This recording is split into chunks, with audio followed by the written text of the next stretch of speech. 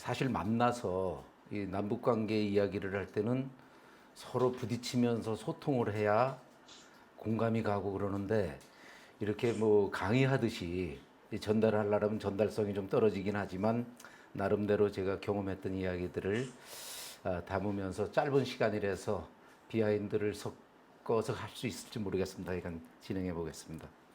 개성공단에 많은 시설물들이 있는데 왜 그 부분 중에서 연락사무소만 폭발을 했을까?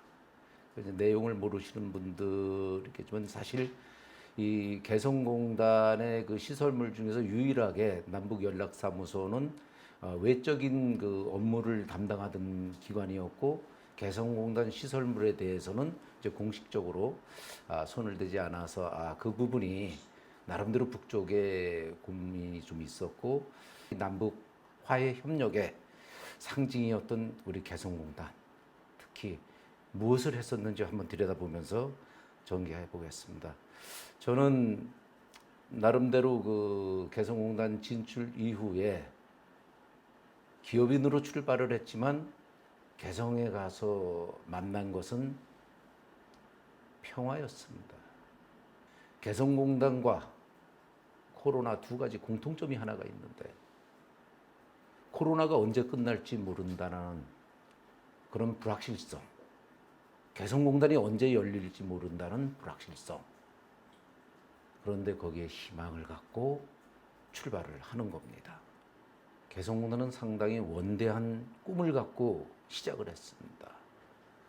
남북이 대치하고 있는 군사 요충지, 그 접경 지역에서 긴장을 완화하면서 동북아의 거점, 평화의 거점을 만들겠다는 허브로서의 개성공단이 구상이 되었고 그 구상은 시작을 하면서 놀라운 변화를 만들어 갔었습니다.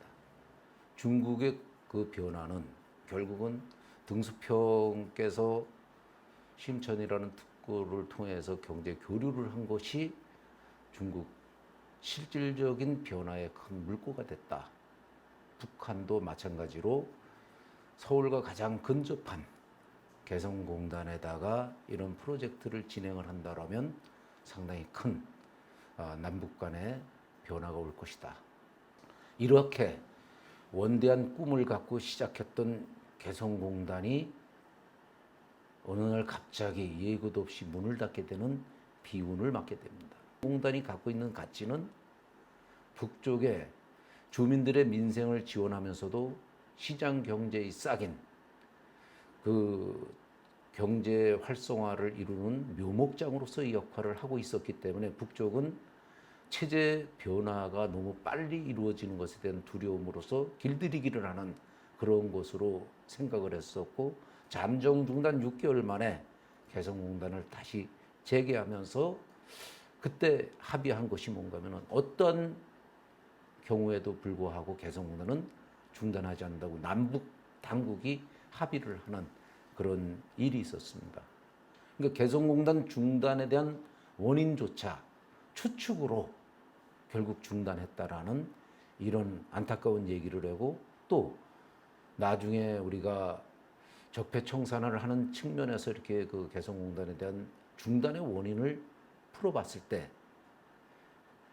법적인 절차라든가 행정적인 절차라든가 어떤 것도 무시하고 대통령의 구두 지시에 의해서 이루어졌다. 너무나 충격적인 결과로 국가의 자산, 대한민국 한반도의 꿈과 함께 이루어졌던 개성공단은 그렇게 아픈 굴곡진 역사 속으로 문을 닫은 지 지금 4년 반이 지났습니다. 이렇게 굴곡진 개성공단을 평화적 관점에서 한번 들여다보면 한마디로 우리 개성공단은 메이든 피스라고 얘기합니다. 개성공단에서 뭘 만드냐? 우린 평화를 만든다고 얘기를 합니다. 개성공단을 다녀간 사람들은 이구동성으로 평화, 통일 이런 부분들에 대해서 의심의 여지가 없을 정도로 한결같은 얘기를 합니다. 이렇게 개성공단은 남북의 긴장을 완화하는 평화 정착의 계기를 만들었고 또한 가장 군사적 요충지인 그 경계 공간에서 평화 공간으로 전환시켜준 계기가 됐습니다.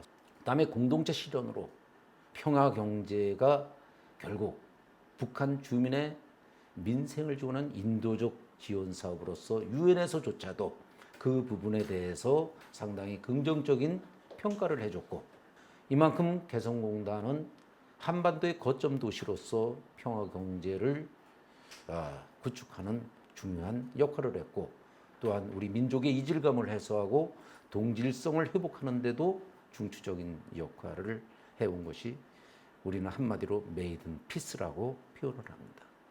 개성공단을 중단하면서 정부는 어떤 이야기를 했는가 하면, 북한 핵에 전용되고 있기 때문에 더 이상 북한에 자금이 들어가는 것은 용납할 수 없다.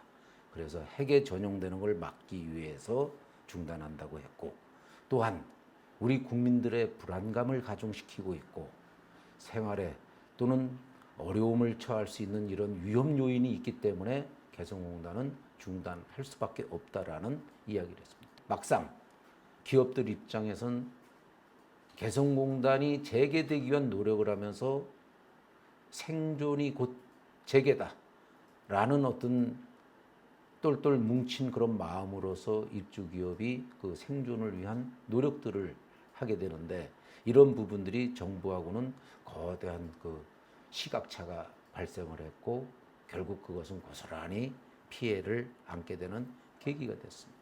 국민에 대한 여론조사의 결과에서도 개성공단에 대해서는 75% 이상이 잘못 결정된 거라고, 국민들도 그 당시에 개성공단을 안타깝게 생각을 하면서 이 부분은 평화와 남북관계 개선에 결국 도움이 되지 않는다고 그렇게 이야기를 했었습니다. 91%가 응답을 했는데 그중에서 85% 정도는 이 개성공단 중단에 대해서 잘못된 판단이었다라는 것을 갖다가 이야기를 했습니다.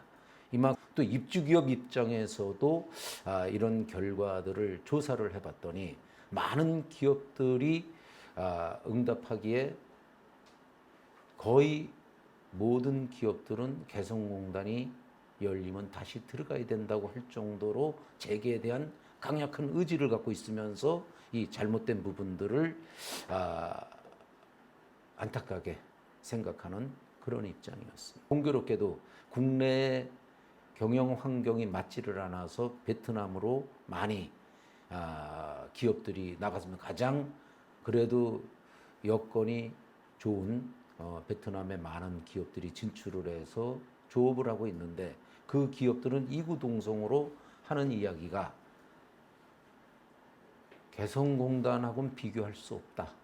개성공단이 열릴 때까지만 베트남에서 하고 싶다. 그런 이야기들을 합니다.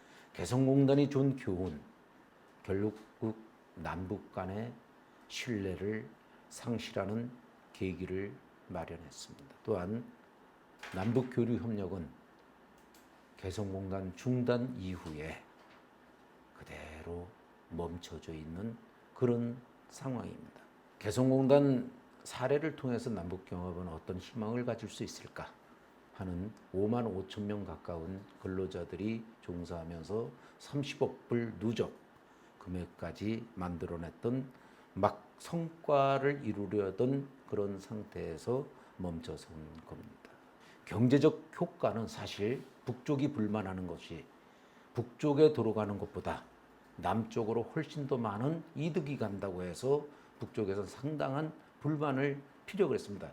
인건비 이외에 다른 것은 전부 다 우리 쪽으로 다시 귀속돼서 우리 경제에 상당한 도움을 주는 그런 구조였습니다. 결국 한반도 평화경제 구축을 위해서는 개성공단을 확대 발전하는 것이 가장 중요한 계기가 될 걸로 돼서, 만약에 열린다면 2단계, 3단계 개성공단 같은 것이 한 10개만 있다면 과연 중단의 불행을 겪었을까?